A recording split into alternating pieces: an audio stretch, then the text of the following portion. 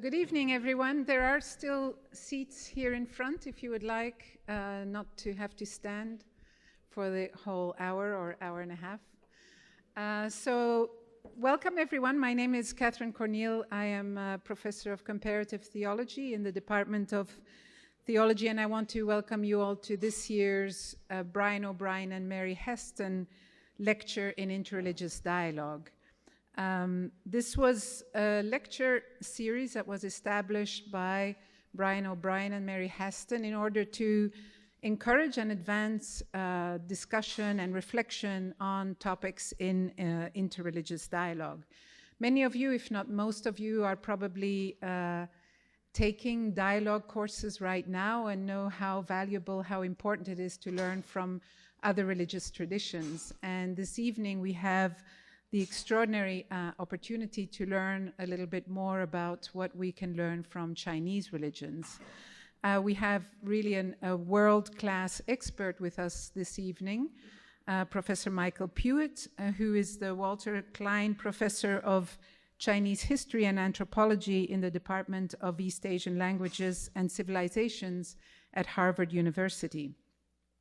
His interests are focused on the interrelations between history, anthropology, religion, and philosophy, with the hope of bringing the study of China into larger historical and comparative framework. A leading sinologist and anthropologist of religion, his historical research involves Confucian, Taoist, Buddhist, Nestorian, Christian, and Manichaean, as well as indigenous religious traditions of China. And he studies the relationship among them through textual evidence and material culture. He is the author of a number of important monographs. One is The Ambivalence of Creation, Debates Concerning Innovation and Artifice in Early China. Another one, To Become a God, Cosmology, Sacrifice, and Self-Divinization in Early China. Recently, another book, The Path, What Chinese Philosophers Can Teach Us About the Good Life. And he's also co-editor of an important volume on ritual and its consequences, an essay in the limits of sincerity. So this evening, Professor Puett will speak on ritual, sincerity, and human flourishing, what we can learn from Chinese religions. So this is really an extraordinary opportunity for us to learn from somebody who's both an expert in all of these religions, has really digested the meaning of these religions, and is able to present it to us in very clear and meaningful ways. Professor Puett has won many awards for teaching excellence and so on, so we really look forward to hearing from him this evening, and please join me in welcoming him to the podium.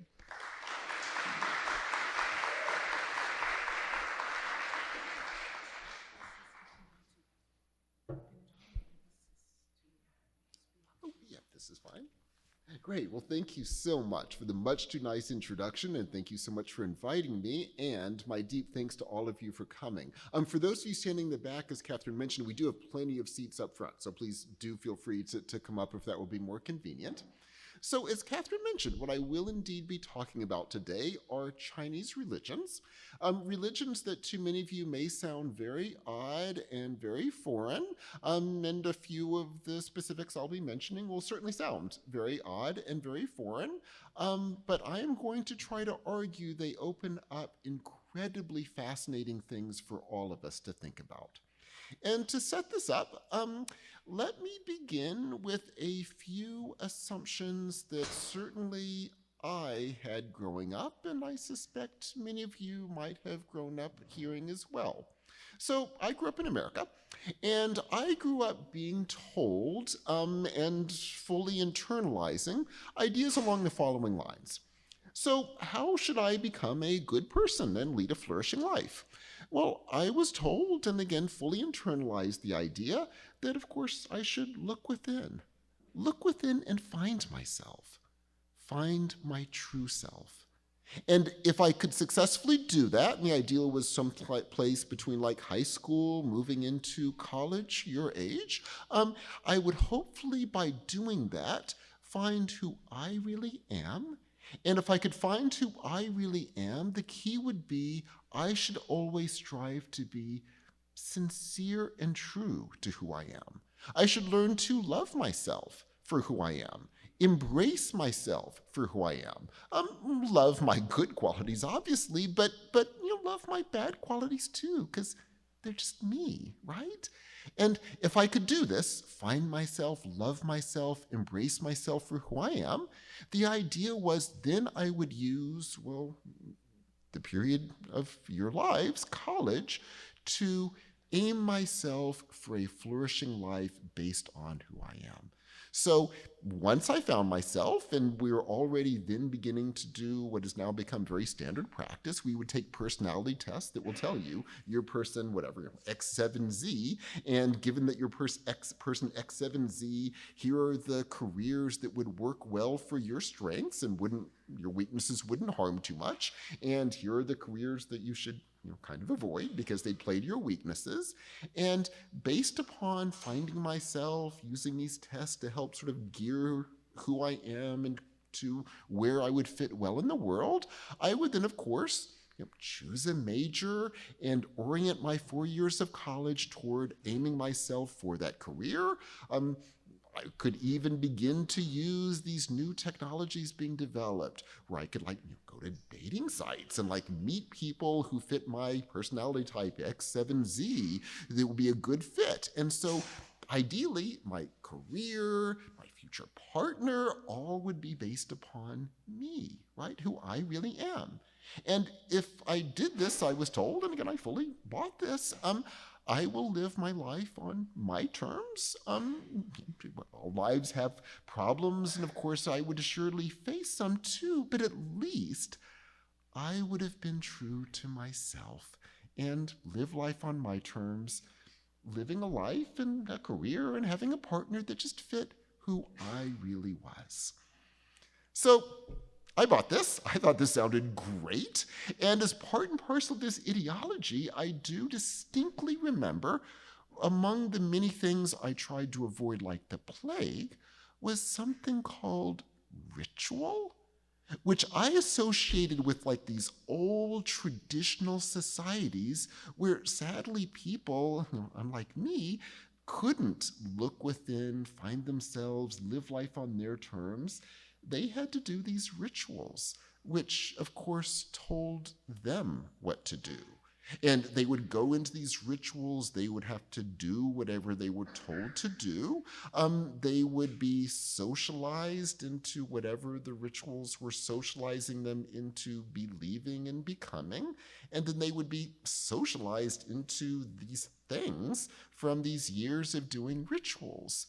So I avoided rituals like the plague as something that would just break who I really was.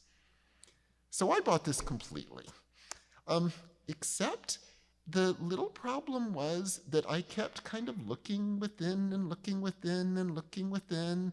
And it's not that I didn't find anything, I just found a bunch of things, and I was not quite sure what was me, and lots of things excited me and interested me. And I'm sure part and parcel of that was that I started becoming interested in exploring religions around the world. And at first glance, for reasons I would only come to understand years later, when I first started picking up textbooks about the different world religions, they didn't sound that different. They were all kind of about the same thing. They gave different, terminologies, but not even that different. They're all still about, looking within and finding one's true self and connecting oneself to, if not one's career, usually to something higher, a divine power, but they didn't seem that different. So I kept looking, and I am sure not coincidentally, in retrospect, I suddenly, when I found them, became really interested in Chinese religions. Chinese religions pushed against every single assumption that I had.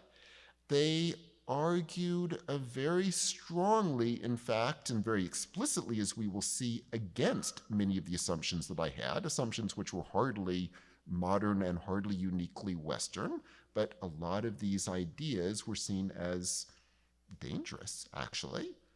And I started studying them. And what I would like to do today is discuss first some of these aspects of Chinese religions that I both found exciting at a relatively young age, but that I have since, as the years have gone by, grown to learn from dramatically. And my larger goal here will be to hopefully help you begin to take seriously some practices and ideas that might challenge a lot of things that you too have heard from the larger American society. So let me jump in a seemingly weird place.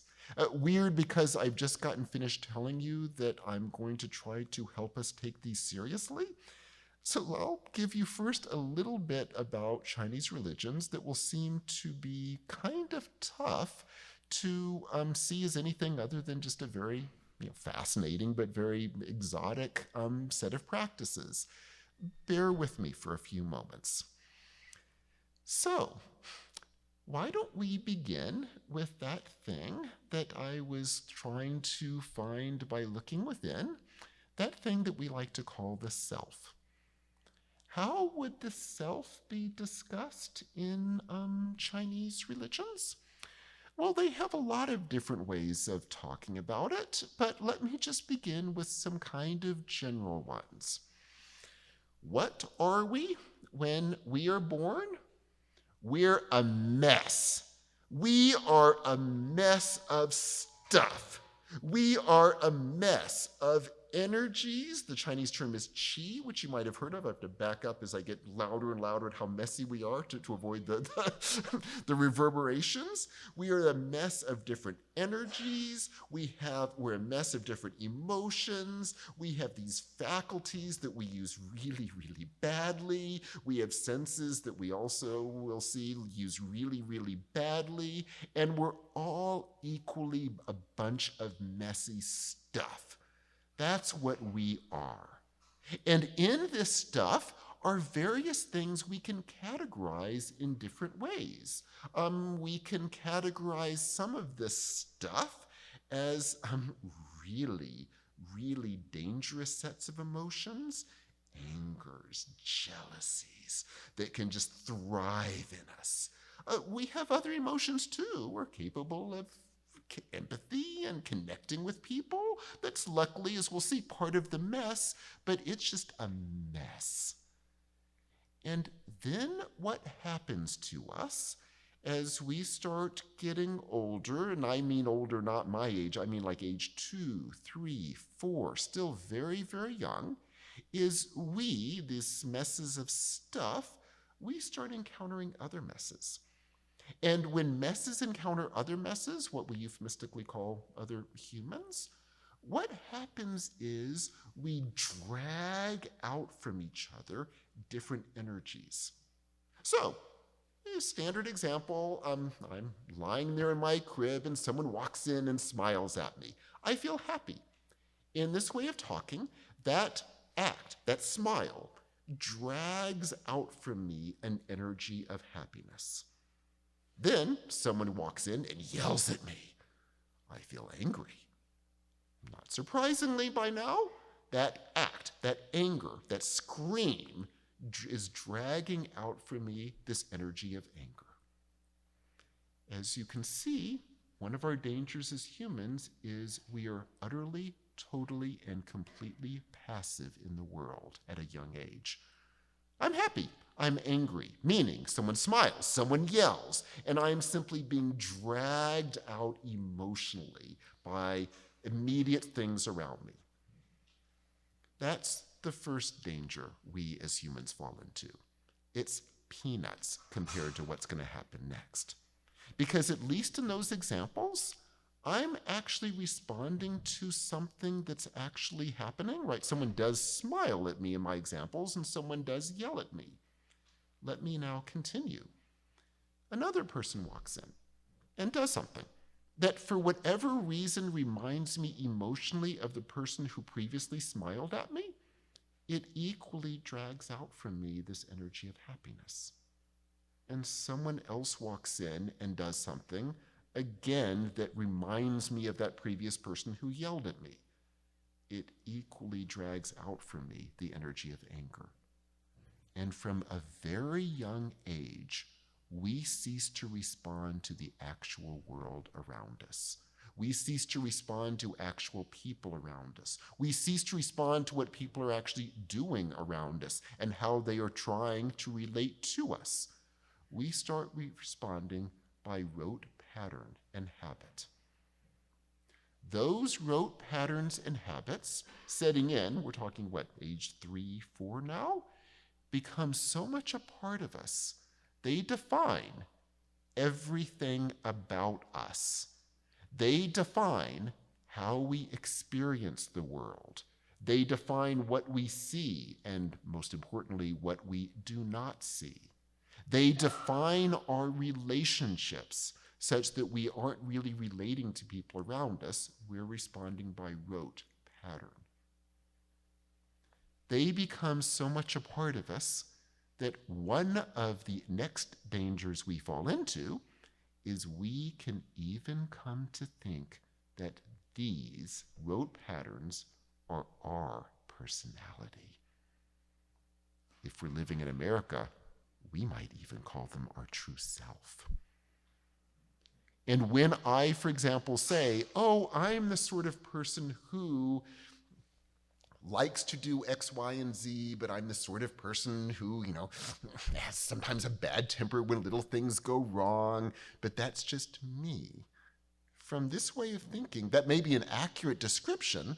It's got nothing to do with me and a true self, even a personality. It's sets of patterns that I have fallen into. And if there's anything to this way of thinking, let me just note immediately that if we tell ourselves, as we so often do, and I certainly did growing up, that I should be looking within, finding my true self, loving and embracing what I find, and devoting my entire life to following this thing that I'm finding within, my career, my future partner, everything. What if what we're really saying is, look within, find a bunch of rote pattern and habits you happen to have fallen into from a young age, and live your life by them, loving them, embracing them, and never, ever changing them.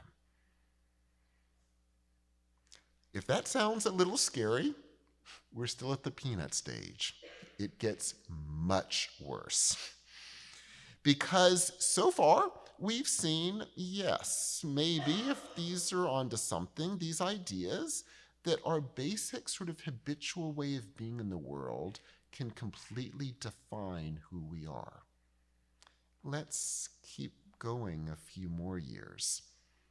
If these so completely define us, such that our habits just become us and our patterns just become us, note the degree to which kind of everything we start doing is nothing more than a simple repetition of these patterns. Now, if you think this is getting a little extreme, let me just give you some examples to show that maybe these ideas are onto something. Have any of you ever, I'm sure none of you personally, but do you have a friend who kind of seems to be in the same relationship over and over and over again, regardless of who they're dating?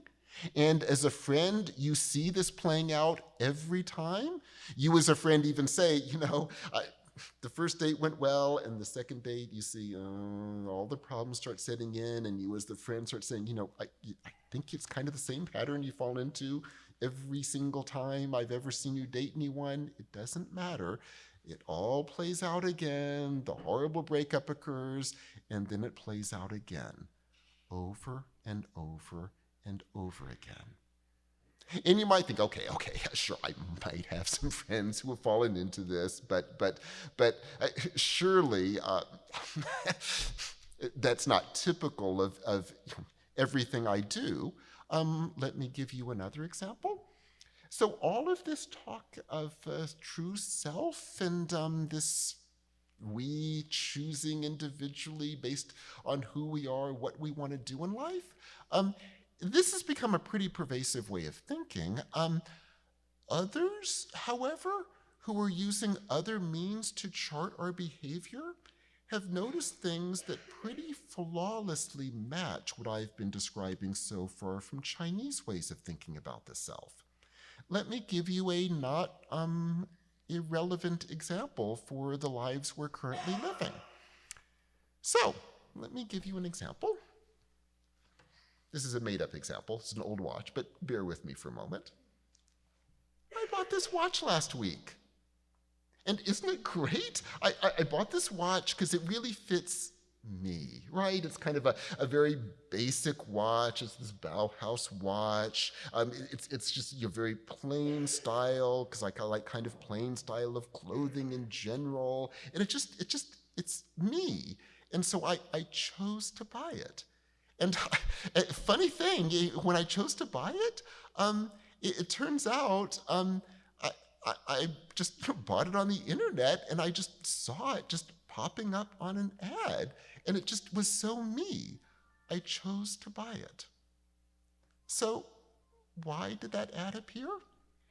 So let's go through. I am a teacher. I teach lots of classes, which I love, but by the end of the week, one gets a little tired, and when my last course ends, 6 p.m. on a Friday, I head back to my office, kicking back a little bit. My week is over. I turn on the internet. I go through a bunch of the standard websites, New York Times, Guardian, blah, blah, blah. And yeah, if I think about it, I go through the same websites at the roughly same time every Friday. And algorithms based in Google, Facebook, and many, many, many other companies you've never heard of have been tracing every single website I've ever been to in my entire life, tracing out my patterns and habits. When do I go to what sort of website? Where do my eyes tend to focus? What colors tend to bring my eyes to certain things? When do I tend to buy certain things? What news stories do I tend to click on? In the case of buying things, those algorithms catch on pretty quickly. Michael at 6:02, New York Times. Michael at 6:07, The Guardian. Michael at 6:09, blah, blah, blah. Meanwhile, it's getting to be 6:13. He's beginning to relax, kick back, feeling free. The weekend is about to begin. And bam, there in bright blue, right in the upper right-hand side of the corner where at 6:13, that color tends to draw Michael's eyes up.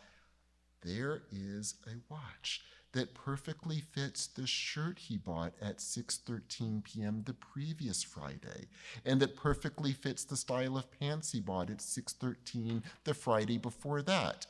Bam, blue thing, watch, click. I chose to buy this watch?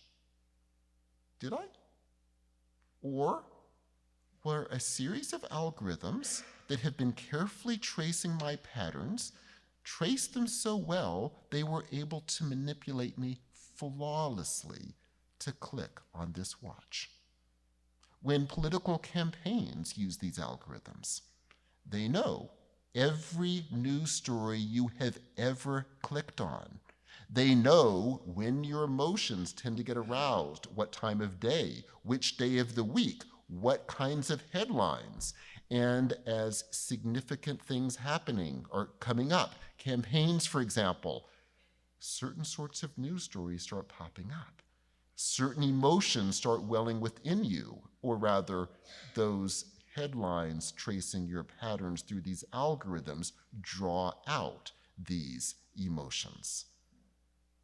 In other words, to be very explicit, for all of our talk about looking within, finding our true selves, and living our life on our own terms, are we not, if these Chinese ways of thinking are onto anything, are we not in danger, on the contrary, of telling ourselves, yes, I am going to take a bunch of patterns and habits I've fallen into, I will call them me, I will love and embrace them, and meanwhile, I will allow algorithms that know perfectly well what I'm really like, just a habitual rote machine, those algorithms will trace me, and precisely because of my ideology, I have made myself so easily manipulatable by everything from advertisers to political forces that simply play on my patterns and habits, which meanwhile I keep claiming are me and never trying to change. If you think this is already getting a little bit bleak, bear with me a little bit further. So, the Chinese religions I'm talking about don't stop even here, because they would say, so far, I'm talking about us as individuals. But if all of us are falling into these patterns and habits, note it doesn't stop with us. It means most, that's probably too weak a word, of our relationships, familial, friends, everything else, are based in these patterns, where our patterns play into someone else's patterns, and you get locked in these patterns that can just go on and on and on. And since we're so locked in our own patterns, as are the people we're interacting with, those patterns themselves can simply repeat for years, decades, lifetimes. Have you ever, again, I'm sure none of ours, but have you ever seen a family where the family dynamics just seem from the outside so unbelievable, and you can sort of see them playing out, every single thing? Okay, this person's going to say this, that person's going to get angry, this is going to blow up here. You can just see it playing out every day, and if you've seen them decades later, nothing's changed. Nothing. These patterns and habits define us as individuals, they define our relationships, and they can continue through our whole lives. And then it gets even worse. Because at least you might think, okay, well, maybe the next generation after I've passed away, they won't fall into this. Of course they will. Not only because of all the reasons I just gave, but because my patterns persist. There are two ways of talking about this. I'll bring it down to our more common way of talking, and then I'll move it to their way of speaking for reasons that will become obvious momentarily.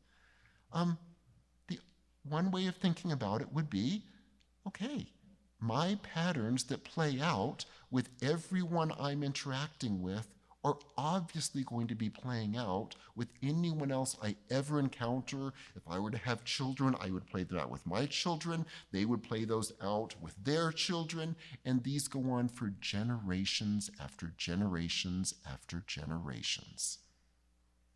And to give you the even more scary way of thinking about this, if that's even possible, but I sadly think it is, so continue to bear with me a little bit longer. There are even some ways of talking about this in Chinese religions that capture how scary you should find all of this. So I mentioned we had different ways of categorizing these different things in our body. So the idea is we humans give these categories. We're trying to explain this mess of stuff that is us and this messy world that we unintentionally build through our patterns. So here's a really helpful term. All of those jealousies and angers that I mentioned a few moments ago, note already in our examples how important those become in these patterns that we fall into, how underlying so many of these rigid patterns that we just repeat decade after decade after decade, underlying them are all of these angers and jealousies and resentments that just stew and that we play out with people for whom we should have zero anger or jealousy or resentment, but it doesn't matter. We're not interacting with them. We're interacting by pattern. And those things are just part and parcel, therefore, of how we live our lives. So what would be a good name to call these? Well, here's one. Let's call it demonic. And the reason that's a really helpful term is because it would mean we have to deal with the fact that we have these demonic sides that play into our very daily interrelationships. And it's a really helpful term too, because another way of thinking what happens to us after we pass away is our patterns continue, not just in the way I described it before, but now let's give a name to it. Our demons continue. Our demonic sides continue. The way this will often be spoken of in Chinese religions is literally, when I pass away, these sort of clumps of just demonic energies that have been reified through these patterns of this past several decades are then released from my body, and they hover around the living, the people with whom I had all of these dangerous patterns for so many decades, and released from what were hopefully a few, moderating sides in while I was alive, released from those, all of the angers and jealousies and resentments can play out fully. I, deceased, these demonic energies, look at those around me with whom I had, yes, horrible patterns, but at least I was relating to them somewhat, and I see them going on with their lives.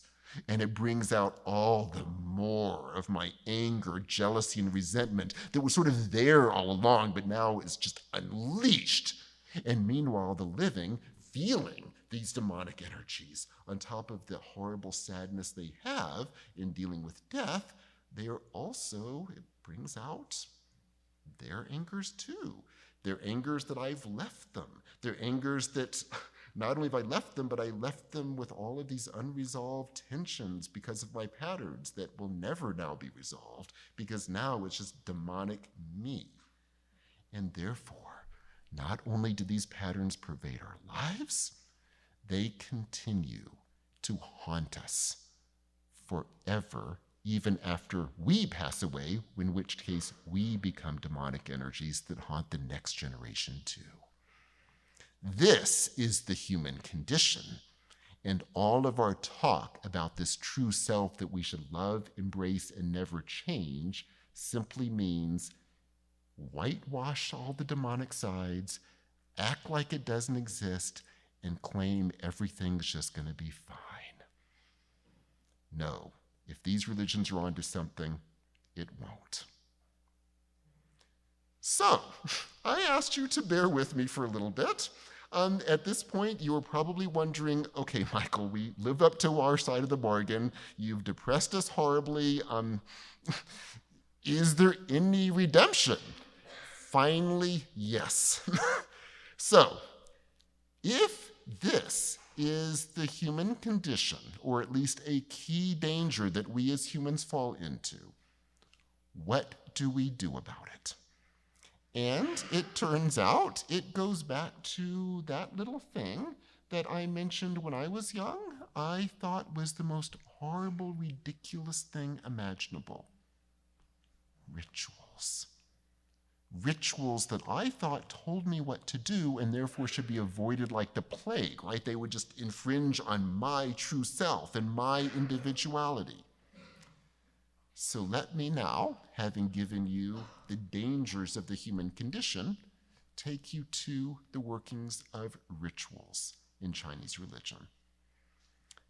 And to do so, let me just begin with a quotation from one of the most significant figures in Chinese history, a name you undoubtedly have heard of, Confucius.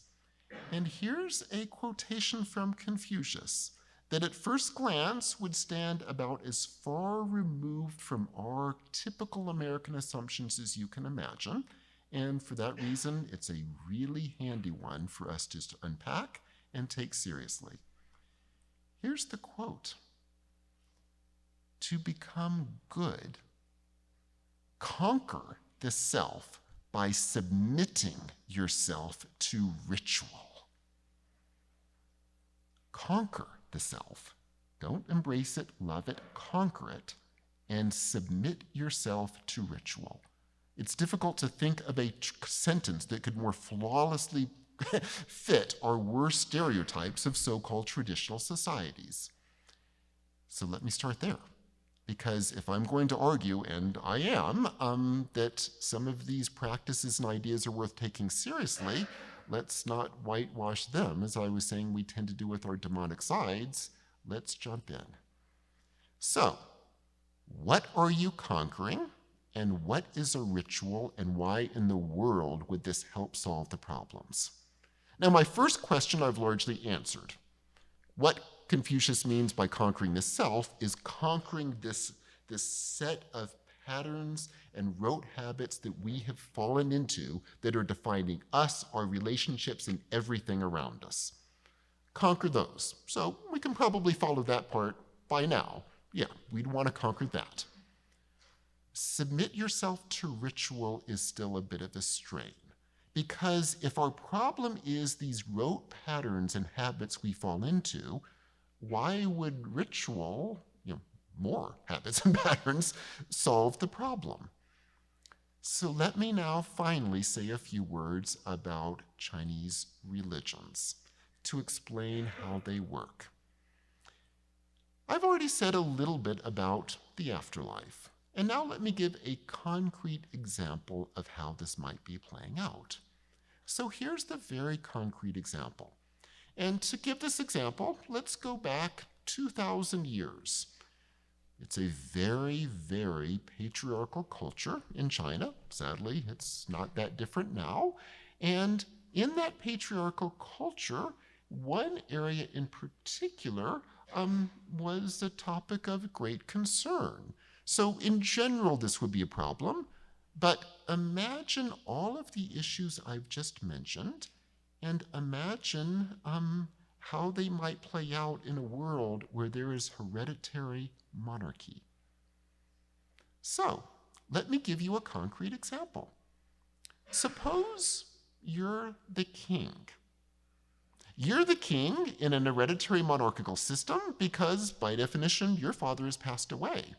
And also for the example, let's assume you have a son who, of course, will eventually replace you as well. So, what is the situation like between the two of you? Well, let's turn to those patterns of angers, jealousies, and resentments that, if we've noted, can oftentimes define our relationships. And I don't think it's going to take a ton of imagination to imagine how those could be playing out, say, among fathers and sons in a very patriarchal situation, especially one of hereditary monarchy. So, let's play it out. You're the king. You're finally the king. You are finally the king. You've been in the shadow of your father for decades. Oh, yeah, the populace loved him. Oh, he was great in crowds. They thought he was amazing. You knew what he was like behind closed doors. You knew his temper. You knew his failings. He was not such a great guy. If he even did good things, you often were the ones, giving the advice that he wouldn't even acknowledge as coming from you. And he got all the credit just because he's so good in the crowds. Oh, great dad. And meanwhile, you had to wait and wait and wait as he would just look down on you, yell at you, make little remarks about you, putting you down because he was jealous. Oh, he was jealous. He knew you would be a better king, but he therefore hated you. You knew he hated you. He never respected you. He never respected you because he knew you would be better. That's what was going on with Dad, and now he's gone, and now you're the king. But yeah, I mean, you're the king, but I mean, the population just, they don't connect with you. You're doing the right thing. I mean, you've been telling your father all along what he should be doing, and when he did a good thing occasionally, it was coming from you. But I mean, you just don't, you have no way to connect with them because they're so like devoted to him, your deceased father. And it's just, they don't understand you are the one who actually are the better ruler. You're more devoted. You're more caring. Why don't they see it? And who do they love? Oh, it's pretty clear who they love. It's the son they love. They love your father. They love the son. They hate you, but look at him. Your son, I mean, he's going to be the king someday. He's going to replace you. And look at him. He's just this lazy kid. He doesn't do anything. Oh, he's cute. The population loves him. But I mean, look at him. He does nothing. Nothing. And here you are. You get no respect. No respect. They loved him. They loved him. And what about you? In other words, note all of your jealousies, angers, and resentments aimed at him, your deceased father, are playing out with the next generation, your poor son. And it doesn't take much to imagine that's going to continue, generation after generation after generation. And now let's use some more of that terminology I introduced before. It's not just along the lines that I just mentioned. Dad is a demonic ghost staring at you, despising you for taking his position. All of that anger and jealousy he had about you, you think, when he was alive, now you can feel it. You can feel it. And all of those unresolved problems with him are now forever unresolved because you feel his demonic energies. And boy, as we've already seen, does that bring up your demonic energies too. If this sounds bleak, and I hope it does, although it kind of sounds like a typical family, what then is the ritual? So finally, here's the ritual. You and your son go to the edge of the ritual space. Your deceased father is called down as well. You and your son walk into the ritual space without blushing. Now, that might seem like a really, really, really odd detail, but here's why. Because when you walk in, you're not you, and your son is not your son, and your deceased father is not your deceased father. When you walk in, you are now the son. Your son is now your father, your deceased father.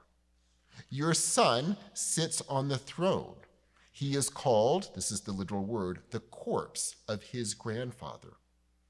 You are now the son and the subject to your father and your ruler, who, outside the ritual space, by the way, was your son. You pay proper obeisance to your son, but he's not your son anymore. You're now paying obeisance to your father again, who is alive and staring at you. Except the person you're staring at is your son. He, your son, but he's not your son anymore, looks down on you, his father, as his son and as his subject. You each play the relationship of father and son properly. Properly meaning how it probably rarely has been practiced in real life, but as it ought to be, properly played. Then, at the end of it, the two of you get up. You two walk out of the ritual space. The deceased father leaves the arena.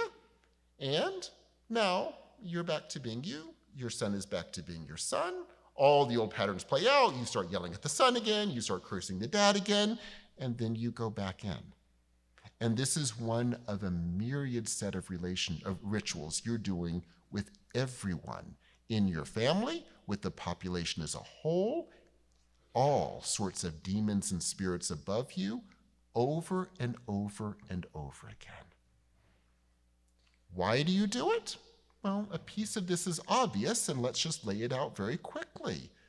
Clearly, what you are doing in a world in which your patterned relationships have become so defined that they are literally continuing not just over lives, but over generations, the way you're trying to break those patterns is you are being forced, and you are submitted. You have no choice. You must do these rituals. You are being forced to walk into that ritual space.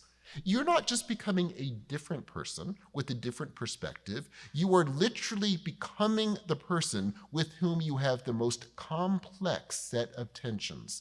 In this case, you as the son, I'm sorry, you're the father, right? So you as the king, you now become the son again. Again, reliving, dealing with your father. Except again, it's your son that you're looking at. Being forced to realize, number one, the degree to which you are simply repeating these patterns with him onto your son. Being forced yet again to break down all of what I was discussing before by yet again being in the position of being the subordinate one. Your son is learning from an incredibly young age what it means to sit on that throne with all of the incredible feelings of power and, yes, the dangers of arrogance that come with that responsibility. And each therefore begins to sense, this is why, from the son's point of view, dad is acting like this. This is why dad realizes the son is acting like this because he was the son and is now again the son. And slowly you begin to realize, yes, you're in a patterned relationship precisely by being forced to be the opposite. That's the two of you. To the degree to which the deceased father does enter, and by the way, this is always a question, we don't honestly know, but you act as if he is coming down. To the degree to which he does, he ceases, at least within the ritual space, to be this demonic presence and slowly becomes one who has a relationship with the living of an ancestor. Not a demonic presence, but an ancestor. Very different from what he was when he was alive, but now someone who would be supportive. And we begin to deal with him not with all of the sadness and yet anger that we often have with the recently deceased, but we actually, on the contrary, begin working with him as someone from whom we can grow as an ancestor. And all of these role reversal rituals in which our demonic sides are worked on, their demonic sides are worked on, and we slowly break our patterns by becoming different people. By doing this over and over and over again, in rituals in which you're being broken over and over again, taking on these role reversals, by playing that out, over time, if you do it right, and the sense is you have to really do this, again, not blushing, you have to become these different people in this ritual. What is it that you finally begin to gain? Well, in the Confucius quote, it was called goodness, otherwise translatable as humaneness. But let me give you a better sense of what that means, because that's a very abstract concept. What it really means is slowly gaining the ability to see the world as, yes, messy. To slowly begin to see, instead of seeing the world as me with my personality, each of you with your personalities, living in a stable world, you're slowly realizing that no, we live in what seems to be a stable world with stable personalities because we have fallen into patterns that have created such a world. And since we've fallen into them from a young age and have just repeated them, the patterns are usually, in other words, the stability we live in is usually pretty harmful and covering up, again, these horrible angers, jealousies, resentments, all of our demonic sides. And as you begin to realize this, in other words, realizing we're living in a constructed world, you can begin to realize it's a messy world. We construct the patterns we live within, and therefore we can construct them differently and better. In a sense, what this means, humaneness, is sensing people in their messiness and complexity. sensing situations in their messiness and complexity, gaining the ability to actually work with people around you, seeing past, oh, this person's nice, that person's mean, and seeing, okay, that person seems mean because I'm doing something that's ticking them off and playing into some pattern which brings out my pattern. What can you do to begin to shift that? And slowly, the idea is you begin to shift it at a mundane level, right? Just daily interactions. You begin to work with those around you, altering the world around you by working with them, sensing people's messiness, sensing situations, and sensing how to break the patterns and change them. And then you do the exact same work as you get better and better at changing the larger societal patterns. Because if we fall into these individually and in our immediate families and relationships, entire societies can fall into these, and they can last centuries.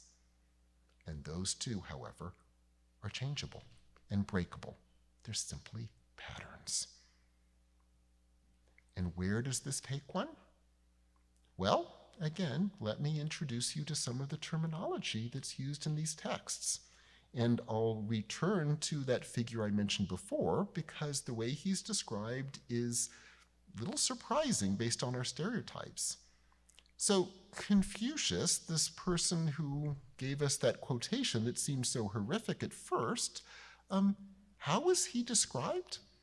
Well, in the same work I quoted from, it's a work called the Analects, which purports to be written by the disciples explaining how Confucius lived and what he did. And they're the ones that are laying out his view of ritual, out of which the rituals I just described came. So their description of him is very interesting. They describe him as someone who just walks into a situation, immediately can sense all of the patterns playing out, and he immediately senses what to do, quoting a line of poetry, taking an action, making a gesture that's just so perfectly timed, it breaks the relationships, and people actually begin connecting with each other. In other words, he somehow does the equivalent of a complex role reversal ritual, even when there's no ritual telling him what to do. He just has gotten so good at sensing this, he can do it immediately, and therefore begins to be able to do it at a larger societal level too. And the word that is used to describe him over and over again is joyous. Like he's described as someone who is just joyous. People love to be around him, and the sense of joyousness isn't just happiness, it's joy meaning he connects. Like he really connects with people. People feel they connect with each other when they're around him. And he sees the world as messy, and therefore sees the world as a world one can work with. And then when you work out the ways rituals start developing in the Chinese religious tradition, now they begin to make sense. These seemingly odd rituals where you're dealing with these demonic forces, trying to transform demonic forces into ancestors, deceased people who suffered bad deaths and transforming them into gods and goddesses. You can now see what you're doing is you're transforming your relationship with them. They're demonic because of our relationships with them, and vice versa. We're changing our relationships. And all of these role reversal relationships with living are the same process, the same work, endlessly trying to break our patterns and begin to start connecting with each other. And yes, as one does this in practice, that earlier example, my watch, you begin to sense when you're falling into patterns, when you're being manipulated by patterns. And yes, the fact that algorithms are tracing every single thing you do becomes alterable because you begin to sense how that can be changed, or more importantly, how you can begin to break out of your patterns. In short, what I would like to say is the following. I probably was drawn to Chinese religions because they struck me as really counterintuitive, as really challenging my assumptions, which they certainly did. And yeah, I'm sad to say, but probably was drawn to them because they seemed at first really foreign and exotic to a world I was living in and not terribly happy in for reasons I couldn't explain or describe. But as time has gone on, I've realized actually, these religions are really onto something. And they open up very different ways of thinking about the self, very different ways of thinking about ritual, and very different ways of thinking about learning from new religions in general. And that last point I'd like to dwell on for my last few sentences. Because part of what I find so powerful about this in retrospect, when I look back and realized all of these ideas I grew up in, all of these textbooks I first began looking at, looking for different religious views of the world that sounded kind of similar, in retrospect, the reason for that is because a lot of those textbooks were written from that same framework, kind of trying to push aside all of the ritual stuff, all of the weird sounding stuff, and making it all about, it's all about looking within, finding the true self. And we can call the divine different things in different religions, but it's all the same thing. And part of what I would say now is by pushing aside all of that stuff that seemed distasteful, rituals, demons, all of this other stuff, we were missing what really makes some of these religions tick. And from that point of view, looking back on my life, a life I thought existed without any rituals whatsoever, well, obviously not. We do rituals all the time. We just don't do rituals well in the sense that I've been describing. We don't use them to train ourselves. We don't use them to break patterns. We don't use them to break our perspectives. We don't use them to learn to sense the world around us is messy and realize we can begin working with the world around us and changing the world around us. We don't treat them that way because we think they're bad and we think we already are something perfect because by definition, it's just us. And what I would like to say, therefore, is when you start taking religion seriously, needless to say, it can change our lives, but one of the reasons that we do the work that you are doing of learning from seemingly different religions is because sets of patterns that one tends to fall into, oftentimes if we can really train ourselves, and it's not easy, but train ourselves to take seriously different perspectives, that's the work of what in Chinese religions would be called ritual work, right? You're taking on a different perspective, breaking assumptions you have, and altering things accordingly. A view I've gained by doing rituals in China, and the equivalent, I would say, of doing what all of you are doing, which is trying to seriously learn from religious traditions around the world, allowing them to challenge your assumptions, allowing them to bring ideas and practices that seem not only foreign, but often just wrong, but by taking them seriously, often it can open up possibilities we never could have even imagined. And yes, even when we're talking about these very, very dangerous demons in China, I think when we see what they mean by demons, and more importantly, what they mean by rituals working with these demons, yes, I think these are ideas we can take seriously, and absolutely ideas from which we can learn dramatically. Thank you so much. Thank you.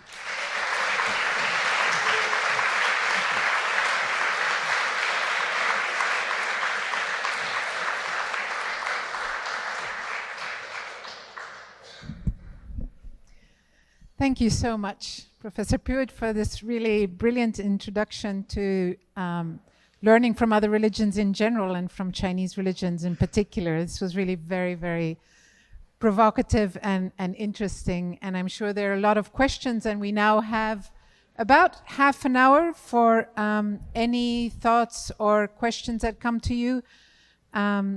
Let's wait for a minute until the door is closed and then open the floor right away for... Any question is welcome. Any question from, what would this mean in my daily life, to tell me more about rituals for dealing with demons in China. So anything along the spectrum.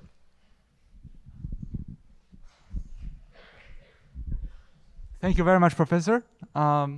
I'm really, thank you for telling us about your history of how you are challenged by Confucius' teaching. But Confucius' teaching, even though very familiar, very popular in China, actually didn't make a lot of people think about religion or think about Confucius in a very different way, didn't challenge them the same way they challenge you, is because there's a very secularized version of understanding this. For example, they can understand self as simply self-desire, so it becomes almost like a conquering yourself becomes conquering your self-desire just to be a moral or more conforming to the social norm. So it becomes more secularized. So the same way the rituals understand in the Western world becomes a secular understanding, almost like you go to exercise, that becomes the ritual itself to conquer your self-desire to become better, physically. So my question for you is, would you mind clarifying for us how do we resist this secularizing understanding of ritual? How do we understand ritual in a way that is truly shocking and more than simply a means to an end and exercise? Thank you. Yes, wonderful question, and absolutely true in Chinese history, as you've noted, and I'll generalize your point. I think it's true in virtually all religious traditions. So going back to those ideas that I was discussing before, looking within, finding one's true self, rejecting ritual, when I mentioned those textbooks that were saying kind of the same thing regardless of what religious tradition they were coming from, part of that, as I ended my lecture noting, that's because they were reading other religions accordingly, but part of that is because most religious traditions go through something like this, and they go through something like this precisely for the reasons you've mentioned. So when, to return to the Chinese tradition, when these rituals are working, again, they're breaking things. They're breaking these patterns. They're breaking societal patterns. They're working with the demonic presences, both internally and outside. When they work, that's what they're doing.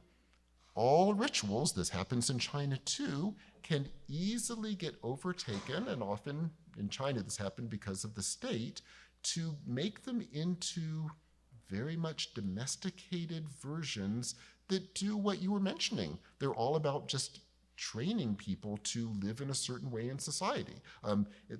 That's not even putting it too strongly. There are literally entire books that were written. There's one called The Family Rituals that was literally written in the 12th century, and it was a rewriting of the ritual traditions that takes out all of the role reversals, that take out everything we've been discussing, and basically it's about family rituals that you do to train you to be a certain type of person. Exactly the view of rituals that we often think of when we think of rituals as bad things. That was a government-sponsored move.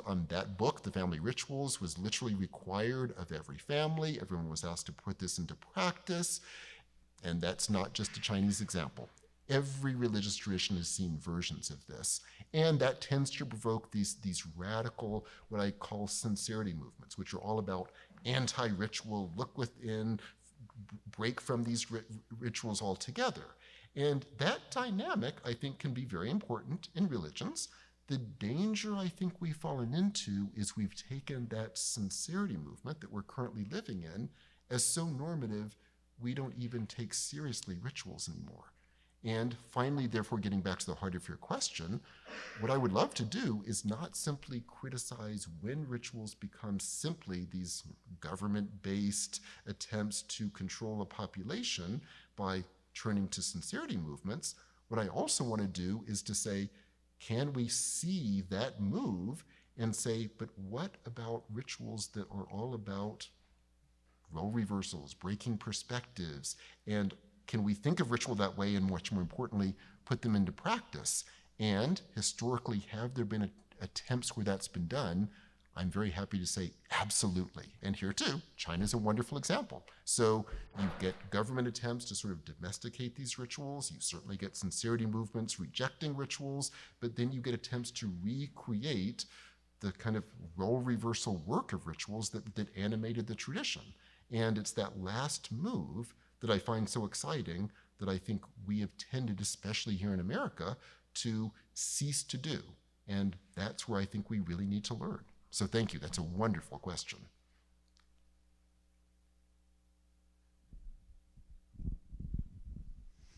Other questions? And again, of anything whatsoever.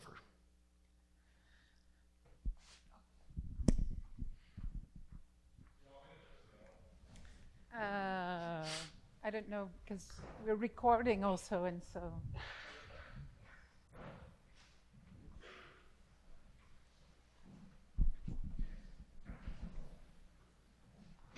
I guess no one wants to hear my question. I'm just kidding. This is just like a simple personal question, but Yes. do you speak Mandarin or another Chinese dialect?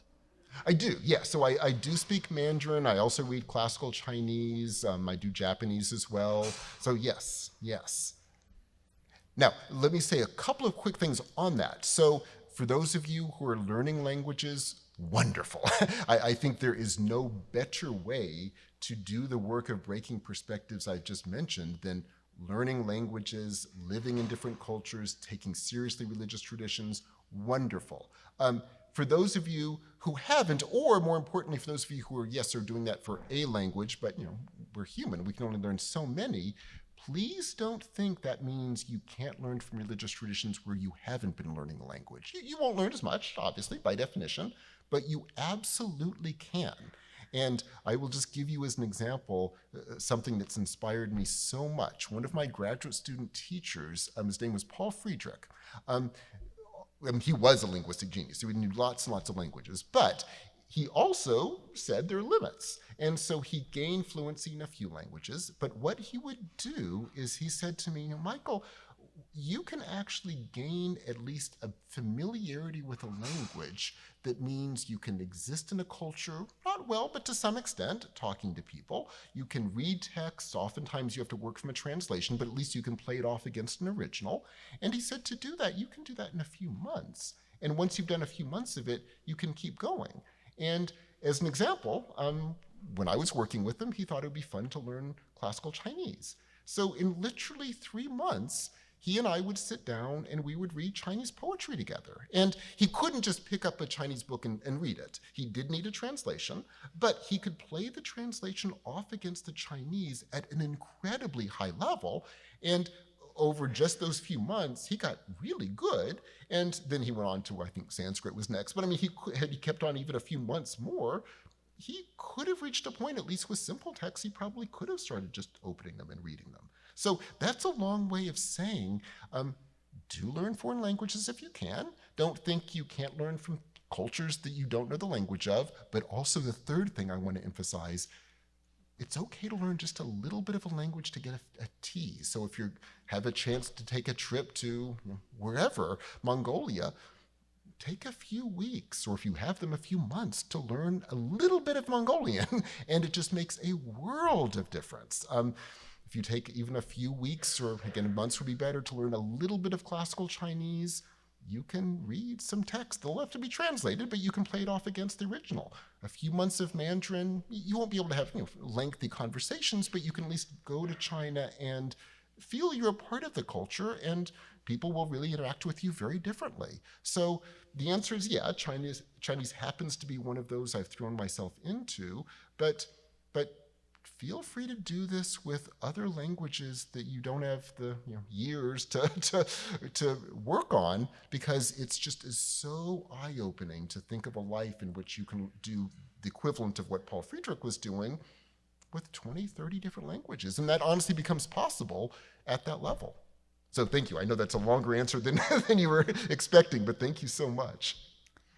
I have a question about the image of human, or the idea of human nature that you presented.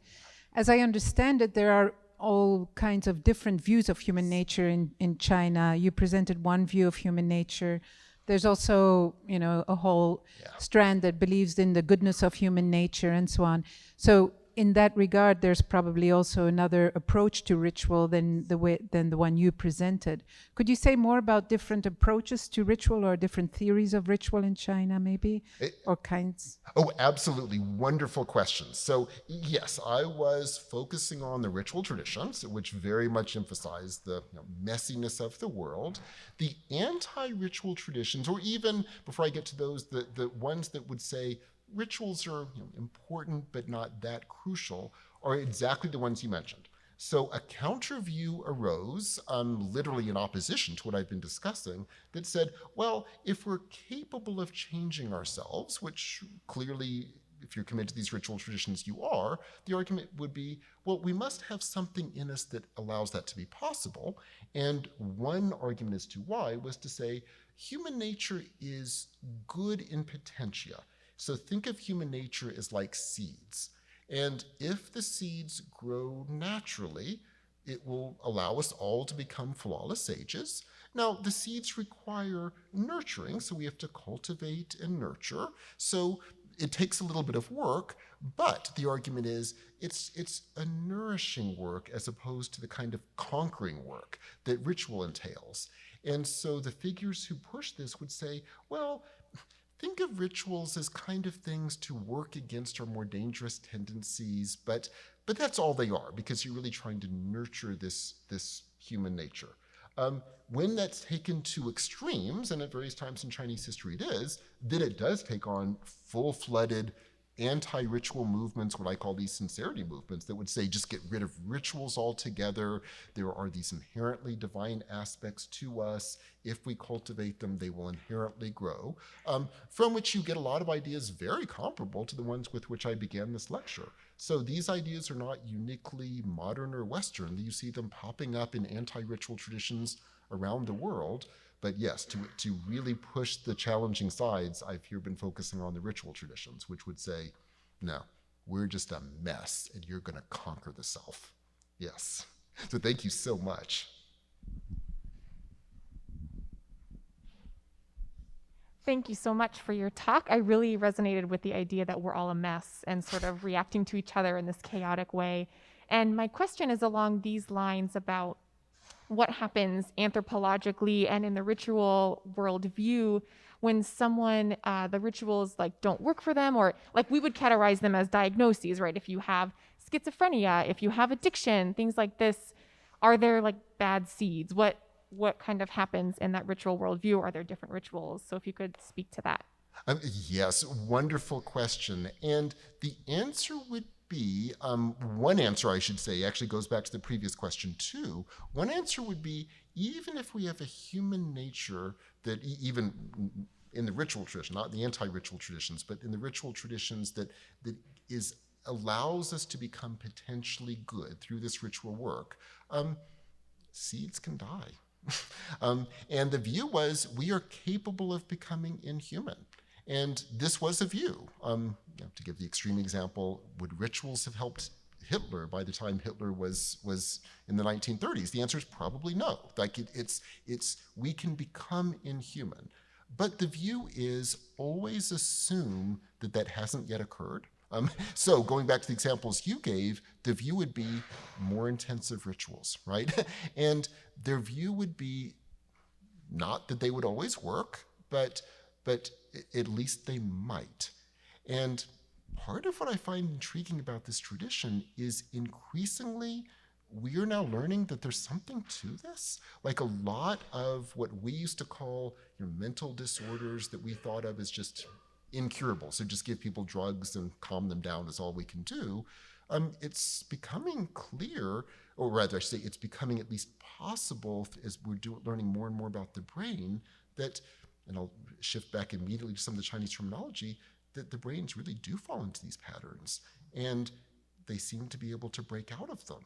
And so maybe a lot of people that we were saying are just kind of unhelpable, maybe we're jumping way too quickly to saying that. And part of what I find exciting about this tradition is they try to hold off as much as possible with the view that these rituals can't work. And I think they might be onto something. Yes. Yeah, great question. Thank you. Thank you, Professor. Very much appreciate your talk, and especially thank you for mentioning the learning of Chinese. So my question about the ritual is the competitions to the ancient ritual through our digital world. Ritual takes time, and it's pointless, it's tedious, we don't have attention, and I can see 95% of the people here are texting, and me included, during the talk. So my question to you is, how do you suggest that we are in this world now where technology has rendered our life so easy, so instantaneous, we can do anything? How do we perform those tedious, time-consuming, and seem pointless ritual? Thank you. Yes, great question. And what I would say is, I think technology itself isn't the problem. It's how we use technology. So the extreme example is the watch example and all that comes from that we've allowed these algorithms to basically define our patterns and keep us in our patterns, and we utterly accept this, and we even think it's a kind of handy thing. So on our Spotify account, oh my gosh, isn't this amazing? Like, it just tells me what songs I already want to hear. Needless to say, it does that because it knows every song you have ever listened to on the internet ever. And its algorithms are tracing that, and it's finding what other people with your patterns tend to like that you haven't listened to yet, and then bam, it's in your account. Now, the reason I'm starting with that example is, if there are anyone here studying computer sciences and is hoping to write future algorithms and be part of a future Spotify company, you can write algorithms that would do the exact opposite, right? Imagine you would have the equivalent of a Spotify in which you would intentionally say, yeah, our algorithms will be tracing your patterns. Sadly, we found we're patterned creatures, but then our entire algorithm is going to be about breaking those. And it won't just be you'll get random, weird types of music that might sound exciting for 2 seconds before you switch back to things you already know. Rather, they will be really good at sensing, here are the things you like to listen to, or rather that you fall into a pattern of liking to listen to, and we're going to push you a little bit. So yes, you like this type of a beat. So here's a percussive type of a beat that actually comes from a very similar source that you never would have known about from 13th century India, and we're going to play you something. And if you like that, we're going to push you a little bit further. And you could actually design algorithms that would all be about breaking your limited perspective. People would sign on to websites because instead of you just getting your typical Facebook news feeds that are aimed at sort of keeping you into your patterns so that they can sell that to advertisers, you would actually intentionally be saying, no, we're going to actually create a website that will actually press you by challenging your assumptions, giving you information that cuts against your normal ways of thinking, giving you stories in parts of the world you knew nothing about. But again, not random. It would be based upon sort of your patterns that it would then see and push. And were we to think of it that way, would people sign up for these ever? My bet is yes. I mean, my bet is that people honestly would. And then if you're doing that, finally getting to the heart of your question, are there ways we could change our personal practices of dealing with the internet? There, the answer is easier. Absolutely. I mean, it is unbelievable how much information we have on the internet. The fact that we always read the same news feeds is based on our patterns. There's nothing preventing us. In other words, we don't have to wait until those algorithms I just mentioned get written by someone of your generation in 5 years. We could start doing this right now. Now, is that the kind of work you're talking about? Not immediately, but it begins to move us along those lines. So simply going to an internet site that would give us things that would push us, that's not yet the ritual training we're talking about, but it's beginning the work of breaking perspectives. It's beginning the work of breaking down your patterned ways of seeing the world. And as you begin doing that, you start doing more of that and start building this more into your daily routines as opposed to the pattern stuff. So viewed from that way, I would say the technology could theoretically be wonderful for all we're talking about. We don't use it that way, and corporations certainly don't use it that way, but we could, and you could be part of future startups that would literally design algorithms that would do that. And I bet they would really take off. So I think it is still possible, even in this world, and arguably the technologies could help us. I tend to be an optimist, but... What do you know, a professor of Chinese culture and religion giving us advice on algorithms going forward. So you see how much we can learn from Chinese religion. So join me again in thanking Professor Puett, and thank you for coming. Thank you.